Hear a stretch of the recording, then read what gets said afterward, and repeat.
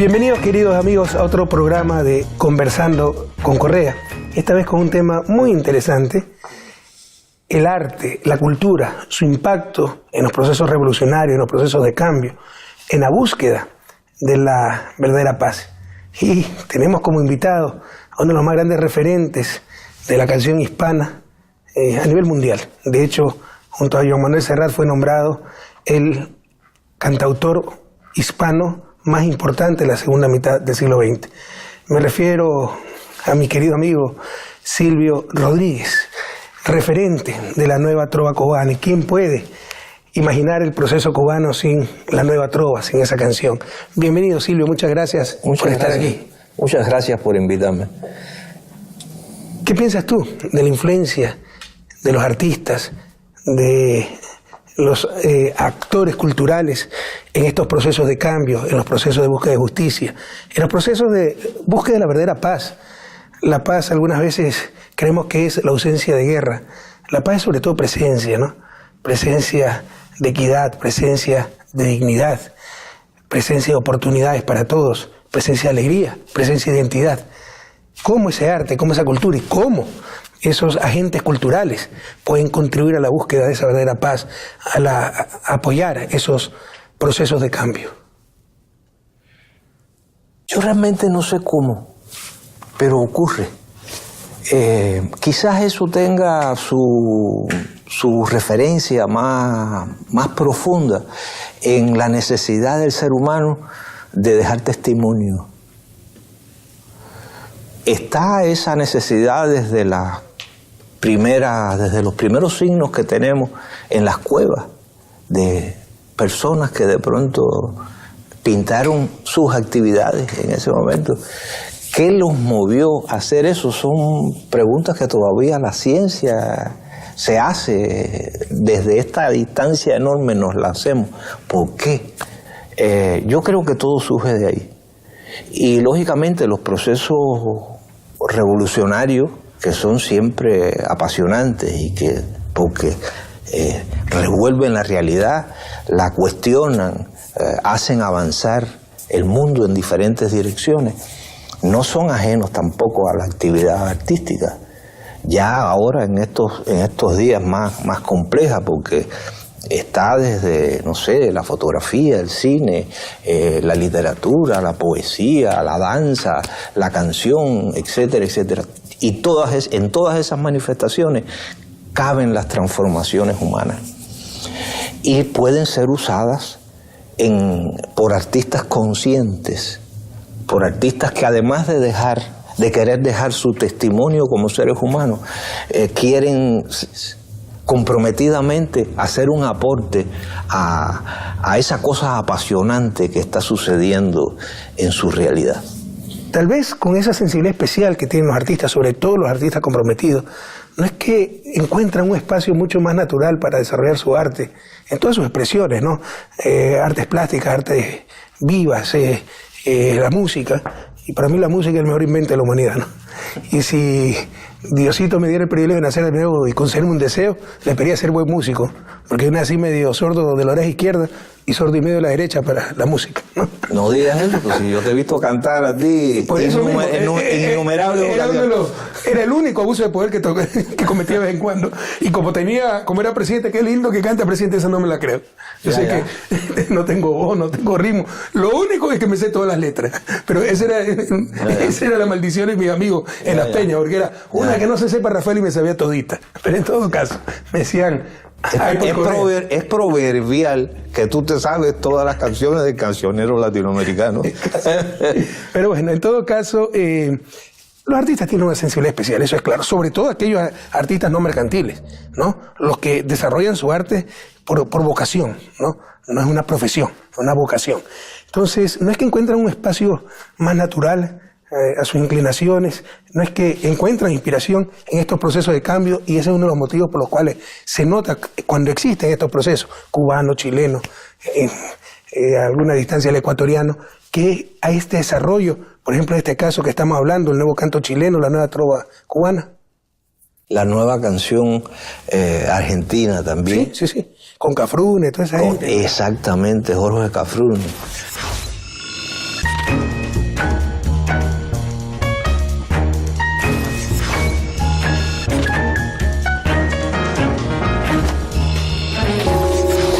creo que la conciencia es ya algo que le sucede al individuo, incluso antes del individuo tener una vocación.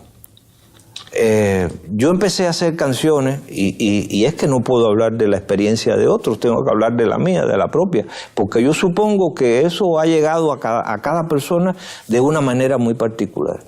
Entonces, a mí primero me atrajo, me sentí comprometido con lo que estaba pasando en Cuba, porque cuando yo tenía 12 años, recién cumplido, triunfó la revolución. Y fui uno de los jóvenes, de los muchos jóvenes que se vieron enrolados en todo el proceso revolucionario y en todos los combates a los que la juventud estaba destinada. Uno de ellos maravilloso y fundamental. Ha sido una de las piedras que sostiene todo lo que ha construido Cuba y que ha sido la educación. O sea, la campaña de alfabetización. Eso es maravilloso y yo me siento realmente muy contento de haber vivido esa experiencia como alfabetizador. O sea, tú fuiste militante, estuviste ahí, participaste. Sí, es una forma militante, no. Yo fui un joven que entendió a través de los velos que nos quitó la revolución y sobre todo la palabra de Fidel, que entendió lo que era nuestro país, las necesidades que habían y lo hermoso que era entregarse a trabajar por el bienestar de todos. Yo entendí eso, pero no lo entendí solo, lo entendieron todos los jóvenes de mi generación. Sí. Y por eso cuando Fidel dijo, les vamos a pedir a los estudiantes secundarios un año de su trabajo escolar para que se vayan a los campos a alfabetizar. Todos los muchachos, quizás alguno dijo que no, pero bueno, habían broncas en las casas. A mí mismo, tenía 14 años, hubo bronca en mi casa, porque mi padre quería dejarme ir, pero mi madre, que yo nunca había salido solo de mi casa, aquello fue un lío. Por suerte triunfó mi padre, ¿no? Y yo también que empujaba, porque me quería ir.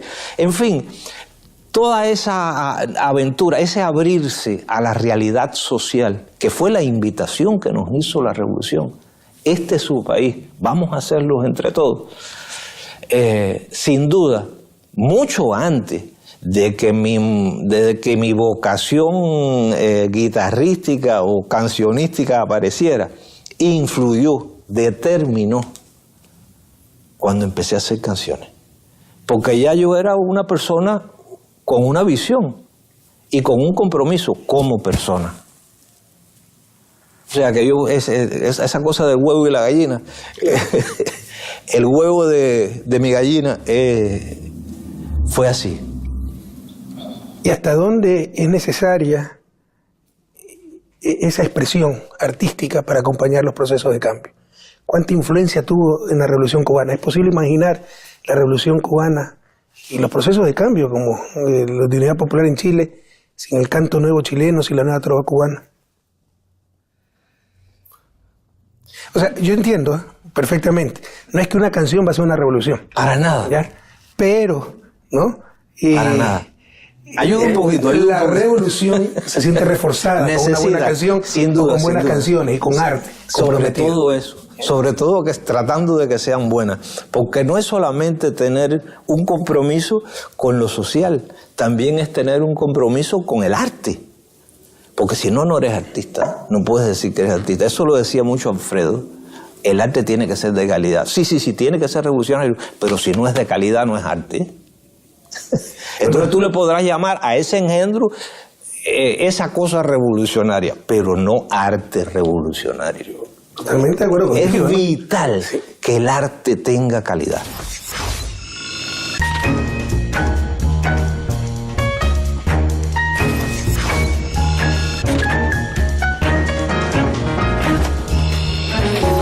Pero bueno, ya yendo a ejemplos más concretos, también tú, bueno, te decía que siempre fuiste militante, de los 12 años cuando triunfó la revolución, te preocupaste, te ocupaste, sí, te involucraste. Me involucré, y sí, en alfabetización, en el servicio militar, ¿no?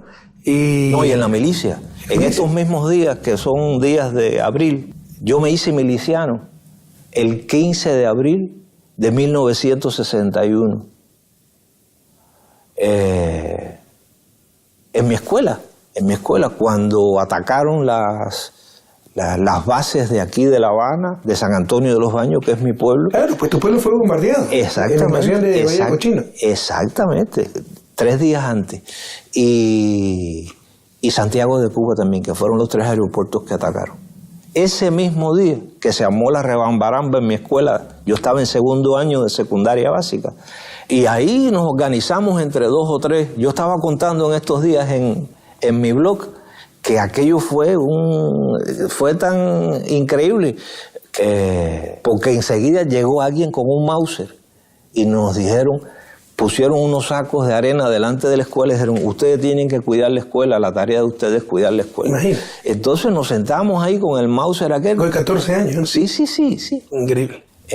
Y nos sentamos con aquel Mauser. Me acuerdo que mi primera guardia la hice porque el muchachito que estaba sentado con el Mauser, llegó el padre a ver qué era lo que estaba pasando, que el muchacho no regresaba a la casa, y cuando lo vio con el fusil aquel, lo agarró por la oreja, puso el fusil arriba y se lo llevó para la casa. Así eran las cosas. ¿Y sabía disparar? No, sabía disparar. ¿Y quién es usted, culicagao, para estar con un fusil en la que...? Y entonces era así. Así nos hicimos hombres de un día para otro. Aquella cosa que digo en una canción, del niño que se arranca los juegos de un tirón. Eso fue lo que nos pasó a nosotros. La realidad nos obligó a dar un salto para el que muchos todavía no estábamos preparados, pero que bueno, tuvimos que empinarnos y ponernos a la altura. Presidente, estaba conversando eso, de tu militancia, de tu involucramiento, y luego te embarcas en el Playa Girón, de tu espíritu aventurero. Sí, ahí lo de Playa Girón es la cosa del isleño. El isleño siempre tiene la interrogación de qué es lo que hay más allá. Y eso coincide con que en Cuba, por razones de desarrollo económico, se crea la flota cubana de pesca. Que nosotros, un país rodeado de mar, pero no teníamos una flota de pesca organizada, porque eso no se veía así. Y en aquel momento se crea la flota cubana de pesca, se reclutan a miles de jóvenes, se meten en los barcos y se lanzan a los jóvenes a los grandes pesqueros internacionales, zonas de pesca, que se le llaman pesqueros. Y ahí se metían meses, a veces años. Y entonces, que era un trabajo heroico, había algunos que se volvían locos. Y yo me entero de eso y le digo a un amigo, ¿por qué no me ayudas a montarme en un barco de eso? Y yo voy y le canto a la gente allí. Y bueno, eso se dio y maté 2 pájaros de un tiro. Por una parte ayudé a los pescadores entreteniéndoles sus noches, y por otra me maté la incógnita de ver qué era lo que había un poco más allá del horizonte. Y te falta algo sumamente importante, porque estuve leyendo al respecto, y en 4 meses, 120 y pico días, hiciste más de 70 canciones. Hice unas cuantas. ¿Y en qué espacio podías escribir, pensar, retirarte? Yo compartía mi camarote, es decir, un pescador compartía su camarote conmigo. Yo no compartía nada. Yo era un extraño que llegué ahí. Él dormía abajo y yo arriba. En fin, así, cuando él se iba a trabajar, yo me quedaba solo ahí con una grabadorita pequeña que me había prestado un amigo, y ahí con 3 casetes de 90 minutos, y ahí grabé todo lo que se me ocurrió. Escribí muchísimo. Si mal no recuerdo, también Ojalá, ¿no? Que es de mis canciones favoritas. Ojalá la escribí. Qué preciosa canción. Ahí la introducción en guitarra. Ahí escribí Ojalá, y ahí escribí una canción que a mí me gusta y que siempre la considero que es algo de lo que he hecho que vale la pena, que es Playa Girón. Claro, Playa Girón. Que es Playa Girón. Por lo que dice. Sí. por lo que dice. Compañeros poetas. Sí, porque es como un arte poética, ¿sí? ¿No? Es que es eso mismo que tú has estado tratando de decir. O sea, ¿cómo me ubico? ¿Cuál es el papel de lo que yo hago en medio de este gran movimiento de gente? Quiero decirle al público que Silvio ha interpretado más de 500 canciones. De esas la inmensa mayoría tuyas, ¿no? Sí, sí. ¿Cuántas canciones tiene en total? ¿Llevas cuenta? No. Pero hay canciones... Buenas no son muchas. No, por favor. Nos cansaríamos, no alcanzaría el programa de enumerarlas muy buenas. Y de mis favoritas, por ejemplo, El Necio, que es un lema de vida, lo utilizaba en discursos, ¿no? Claro. ¿Será que la necedad parió conmigo? La necedad de lo que hoy resulta necio. La necesidad de asumir al enemigo. La necesidad de vivir sin tener precio. Fabuloso. Claro. ¿Tienes alguna canción favorita de tu autoría? ¿Alguna canción favorita? ¿Mía o de otros? Tuya. Mía. Te voy a decir con sinceridad, la que estoy haciendo es la que más me gusta. Qué bien. Buena respuesta.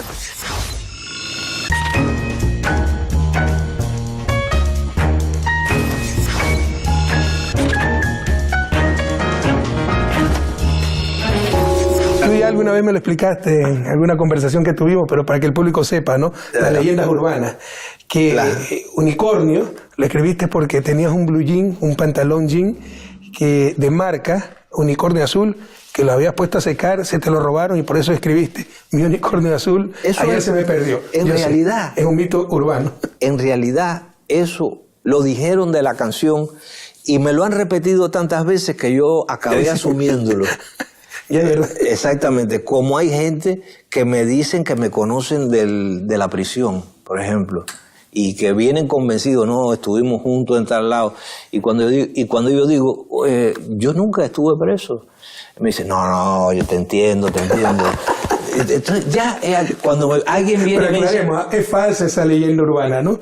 No la escribió porque se le robaron un pantalón de marca unicornio azul. No la escribí por eso. Y lo otro, pero mira, es la táctica mediática. En la repetición creen que está la demostración, entonces repiten, no te tomas la molestia ni de mentir por lo del unicornio. Y que yo te conocí en la cárcel. Créeme, ¿cómo uno enfrenta esas cosas? No es fácil. Sí, es increíble. Yo una vez escuchaba en radio, autoridades políticas, concejales, etc.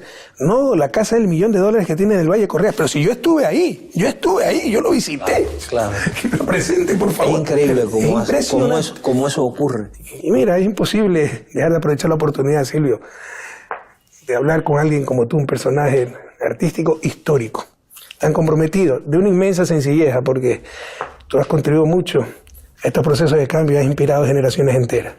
Esto ha sido vital para los procesos de cambio, las luchas en nuestra América. Y yo creo que es muy importante el arte, la música. Te inspira, te convoca, te impulsa, ¿no? Pero bueno, es ineludible hablar contigo de la situación de Cuba. El nuevo presidente, ese otro querido amigo, Miguel Díaz Canel, pero ya de mi generación, nació después de la revolución. ¿No? Sin duda, sí. ¿Qué perspectivas ves? ¿Qué cambios? Yo veo este cambio con esperanza. ¿Qué ocurrirán? Yo lo veo con esperanza. Hace poco, hablando también en una entrevista, yo dije que todos los históricos, sí, sin duda, que tienen la responsabilidad de haber echado a andar la revolución, pero son personas que le han dedicado toda su vida a esto y que son personas que también tienen derecho a descansar y que ese relevo desde hace tiempo yo siento que era necesario y me parece muy bien que se haya preparado y me parece muy bien que se haya planificado todo lo que se haya planificado, pero que tenía que ocurrir y es bueno para Cuba, es bueno para la revolución. Y cuán bueno, eso lo dirá el tiempo, porque tampoco soy adivino, pero lo veo todo con esperanza. Me parece bueno, lo apruebo, lo aplaudo. Maravilloso. Creo que todos no podemos hablar de aprobar si algo es Cuba es soberana, pero lo aplaudimos, ¿no? Y enhorabuena, y mucha suerte a Miguel.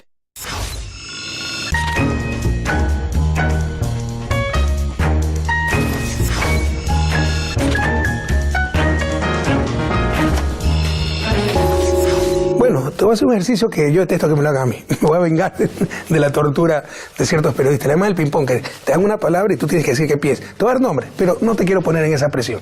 Con calma. Dime. Una palabra. Entonces de repente te ponen el opositor que te acaba de insultar, etcétera, y se te sale en ese momento del alma algo negativo. Y ese es el titular.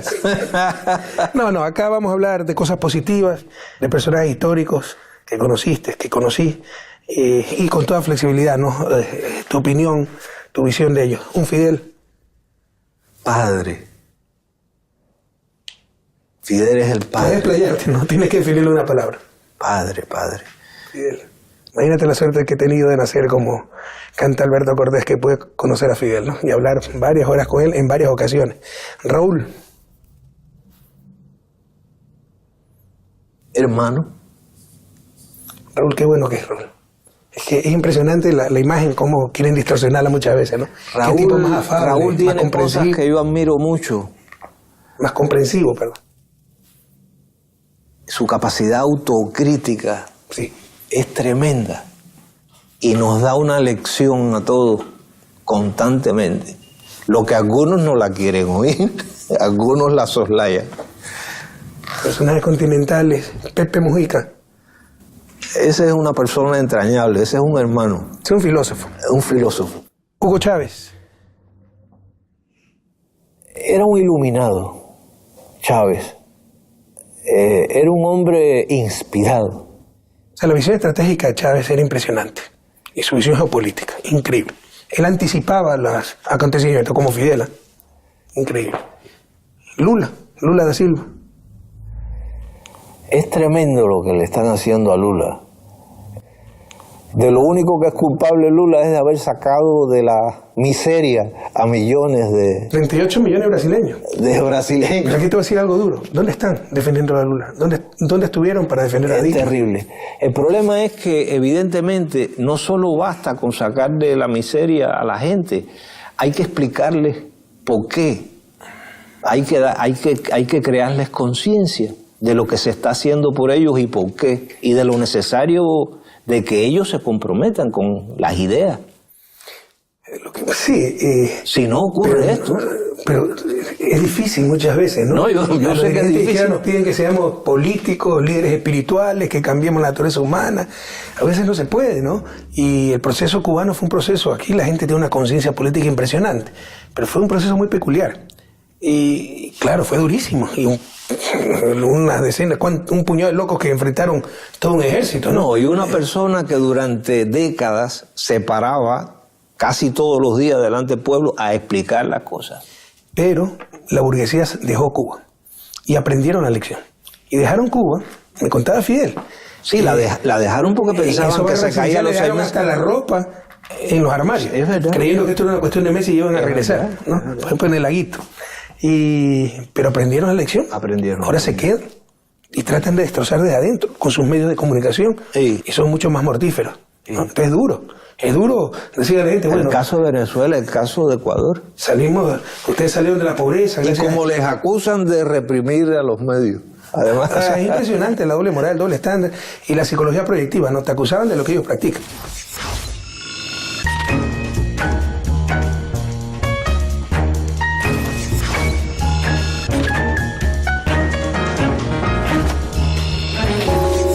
Bueno, personajes históricos y contemporáneos, ¿no? Evo Morales. Evo es la dignidad de América. Increíble, ¿no? Es la dignidad americana. Y su inteligencia natural, como la de Lula. Sí, a mí Evo me recuerda mucho, cuando veo a Evo y cuando lo veo hablar, me recuerda mucho a Guayasamín. Interesante. Yo no pude conocer al maestro Guayasamín. Ave María. Y murió cuando yo estudiaba en Estados Unidos. Ave María, te perdiste. Pero con la familia, los hijos somos muy cercanos, siempre nos apoyaron. Te perdiste a un tipo maravilloso. He leído lo que escribió, lo que decía. Conocer a Guayasamín me encanta. Conocer a Guayasamín era conocer las miradas, las entrañas de América.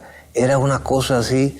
Estaba muy conectado con lo telúrico americano. Y a mí me parece que a Evo le pasa lo mismo. Esa es una de mis grandes frustraciones, no haber podido conocer y ser amigo del maestro Guayasamín. Sí, soy muy amigo, bueno, amigos, que siempre nos apoyaron de sus hubiera hijos, amado Guayasamín. Y tampoco pude conocer a García Márquez. Había un mutuo respeto, admiración, pero nunca nos pudimos encontrar. ¿Qué cosa? No lo pude encontrar. ¿Qué cosa? No lo pude conocer. Bueno, un último personaje de ese histórico, José Martí. José Martí. José Martí. Entiendo mucho a Martí a través de algo que dijo José Lezama Lima, de él. Ese misterio que nos acompaña. Porque como una persona que apenas vivió en Cuba pudo estar tan poseído del espíritu de Cuba durante toda su vida, al punto que llegó a convertirse en el símbolo más grande de Cuba. Es extraordinario, ¿no? Es un testimonio, ¿no? Como el Che. Y te iba a preguntar del Che, aunque dije que era el último personaje histórico sobre el cual te preguntaba José Martí, porque el primero en las ideas, el primero en el trabajo y el primero en el frente de batalla, poniendo el pecho a las balas. Qué cosa. Por cierto, yo siempre te tuve mucho aprecio, Rafael, pero cuando te secuestraron, la actitud tan recta, tan viril que tuviste, realmente, no a mí solo, te nos creciste mucho, a todos. Omisión imperdonable, cerremos con broche de oro. ¿Qué es para ti Che Guevara?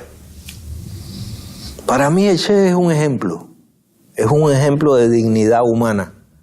Por eso le escribí una canción que se llama Hombre, sencillamente Hombre. Desciende a mi ciudad tu ejemplo. Hombre. Ojalá que ese ejemplo nos inspire a todos, porque podemos estar de acuerdo, en desacuerdo con el Che, pero qué hombre más auténtico, qué hombre más coherente, qué testimonio de vida. Ni más ni menos. Muchas gracias, Silvio. Mucha suerte para ti, mucha suerte igualmente para nuestra querida Cuba, para su nuevo gobierno, para Miguel. Mucha suerte para Patria Grande. Sí. Y a ustedes, queridos televidentes, hasta el próximo programa de Conversando con Correa. Si no creyera en la locura. Es muy latinoamericana. En la garganta del sinsonte. Pero sinsonte, ¿quién sabe lo que significa sinsonte?